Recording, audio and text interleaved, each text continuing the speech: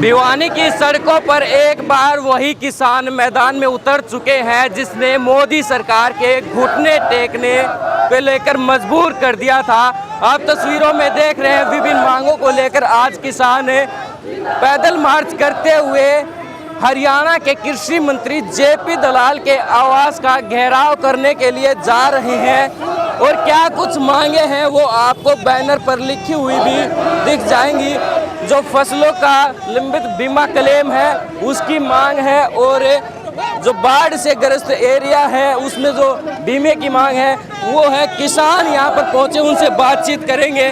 सबसे पहले बातचीत करें। सर, क्या कहेंगे आज जो प्रदर्शन एक बार किसान हरियाणा भर के भिवानी में इकट्ठा हुए हैं, किन किन मांगों को लेकर इकट्ठा हुए हैं? मुख्य रूप से जो फसल खराबे के मुआवजे हैं, रबी के, खरीफ के, अलग अलग जगहों के, और जो बीमा क्लेम है कंपनियों की तरफ से, उनमें धांधली है, अब अदा नहीं कर रहे जो उनका अधिकार है।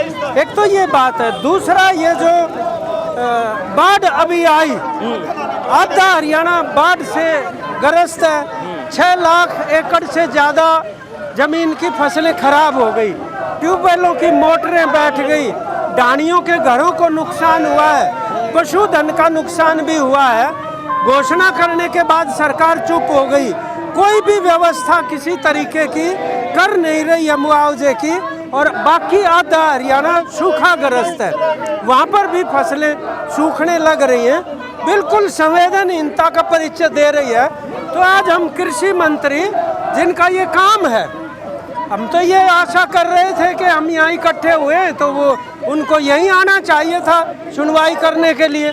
अब हमें उनके निवास स्थान और कार्यालय जो यहाँ स्थापित है भिवानी में, उस तरफ जुलूस लेके जाना पड़ रहा है। ये तो क्या हरियाणा के कृषि मंत्री जेपी दलाल तो कहते हैं कि हजारों करोड़ रुपए किसानों के खाते में आए दिन आ रहे हैं और आज किसान सड़कों पर हैं। बिल्कुल झूठी बात करता है। हरियाणा का कृषि मंत्री वर्ग झूठा। हरियाणा की, हिंदुस्तान की राजनीति में हमने आदमी नहीं देखा। सारे हरियाणा में त्राई त्राई मची हुई है। अरबों रुपये बीमा कंपनियां किसानों के लेकर के फरार हो गई। चाहे जिला हिसार, भिवानी, रोहतक, सरसा, फतेहाबाद, अम्बाड़ा, तमाम जगह पर फसल खराब होगी, बीमा की फीस भरती और प्रीमियम मंजूर हो गया। हजारों करोड़ रुपये निकल करके कंपनियां भाग गई। सरकार और प्रशासन उनकी मदद कर रही है। कृषि मंत्री ने अपने एरिया में अपने वोटरों के न उनकी फसल खराब न खेती कराकी, आका अपने वोट आके मेरे को देने हैं, उनके खाते में 5-5 लाख रुपये डाल दिए। आपने लाठी डंडे ठा करके बूथों पर कब्जा करना, ये गदर फंड मचा रखा है। एक एक गांव में लुहारू में जाके पूछ लो, कोई मतलब नहीं। उसका वर्कर, उसका वोटर, उसका झंडा ठाने वाला बूथ कैप्चर करने के लिए टीम तैयार कर रखी है। किसानों के पैसे से किसान त्राई त्राई करते हुए सड़कों के ऊपर मारा मारा फिर रहा। प्रशासन और सरकार लाठी चलाती है, गोली मारती है, रास्ते रोकती है, कभी टांग तोड़ दी। कल एक हमारा अम्बाड़ा का किसान शहीद हो गया, एक की टांग तोड़ दी गई। शहर में प्रदर्शन करते हैं, प्रशासन के पास गुहार लगा के जाते हैं, रोक दिया जाता है। इसको बर्दाश्त नहीं करेंगे। इस किसान मजदूर विरोधी सरकार और इसके नुमाइंदों को हम यहाँ से चलता करेंगे, पीछे नहीं हटेंगे। कितनी बड़ी कुर्बानी को 1 साल से ऊपर किसान आंदोलन चला था कृषि कानूनों के विरोध में, तो केंद्र सरकार ने घुटने टेके थे। अब बीमा को लेकर जो अन्य मांग, उसको लेकर खट्टर सरकार के कैसे घुटने टिकवाएंगे? खट्टर सरकार के घुटने 24 में ले जाएंगे। पुट्ठे हम भी नहीं हटते। या हमारी मांग मान ली जाए और जो टेबल के ऊपर फैसले काले कानूनों के खिलाफ हुए थे, एमएसपी की गारंटी का कानून बनाना, कमेटी गठित करना, संयुक्त किसान मोर्चा के मेंबर उसमें शामिल करना, वो भी हमारे पेंडिंग पड़े हैं।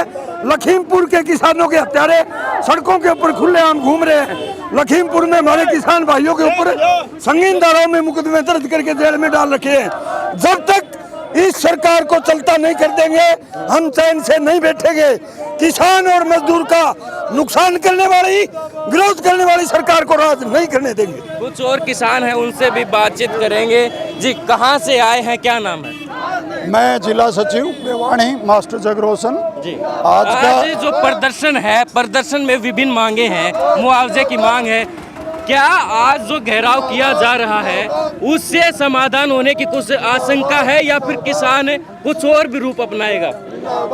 हमें इस सरकार से वैसे तो आशाएं बहुत कम है। किसान 13 महीने लड़ा और उस समय 6 बातें जो केंद्र सरकार ने मानी थी आज तक पूरी नहीं हुई।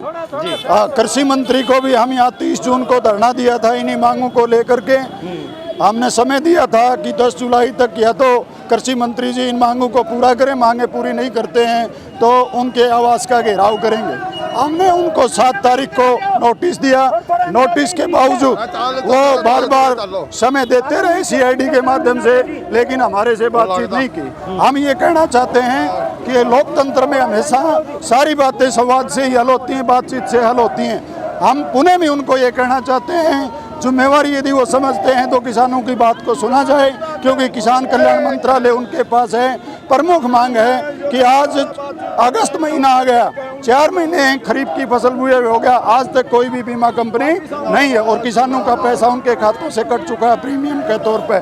और जो पीछे 2022 का कपास का बीमा क्लेम था, सरसों की फसल का बीमा क्लेम है, अब तक जारी नहीं हुआ है। और इसी प्रकार से जो हमारी 2022-23 की रबी की फसल थी उसका 140 करोड़ रुपए हमारा बीमा तैयार है, लेकिन सरकार उसको जारी नहीं कर रही। बीमा कंपनियां, ये सरकार और बीमा कंपनियों की एक साजिश है। इसी प्रकार से जो पीछे पाड़े से सरसों की फसल में नुकसान हुआ, 300 करोड़ रेवेन्यू डिपार्टमेंट भिवानी ने बना करके भेजा, अब तक उसका भी कोई पैसा जारी नहीं हुआ है। बाकी किसानों का मुख्य मुद्दा है MSP का, इसके लिए संघर्ष जारी रहेगा। यदि आज कोई संतोषजनक जवाब कृषि मंत्री से नहीं मिलता है तो ये आंदोलन पूरे प्रदेश के स्तर पर और ज़्यादा विस्तार से फैलेगा। जी, जिस प्रकार से आपने देखा कि यहाँ पर हरियाणा भर के किसान इकट्ठा हुए हैं, हरियाणा के साथ साथ पूरे देश में जब 3 कृषि कानूनों के विरोध में आवाज़ उठी तो महिला किसानों ने भी बढ़ चढ़कर भागीदारी ली थी। उसमें एक नाम उजागर हुआ हरियाणा के जींद क्षेत्र से सिक्किम नेन का, जो आज भिवानी पहुंची हैं। आज सिक्किम नेन से बातचीत करेंगे। मैडम जी आज भिवानी पहुंची है, पहले आज के मुद्दे पर बातचीत करने जाएंगे। आज का मुद्दा ये है कि हमारी बहुत सी फसलें खराब हुई है। आप लोगों को भी पता है कि कुछ इलाके हैं, लगभग हमारे 11 जो जिले हैं वो सूखे से ग्रस्त है और 11 जिले जो पानी से, बाढ़ की मार से ग्रस्त है। हमारा पिछला मुआवजा भी अभी बाकी है और जो अब सरकार जो हमारे ऊपर एक प्राकृतिक आपदा आई है उसके मुआवजे के लिए भी हम JP दलाल से मिलने जा रहे हैं, क्योंकि ये बार बार कहते हैं कि ये ज्ञापन तहसीलदार को, SDM को देते हैं, हमें नहीं देते।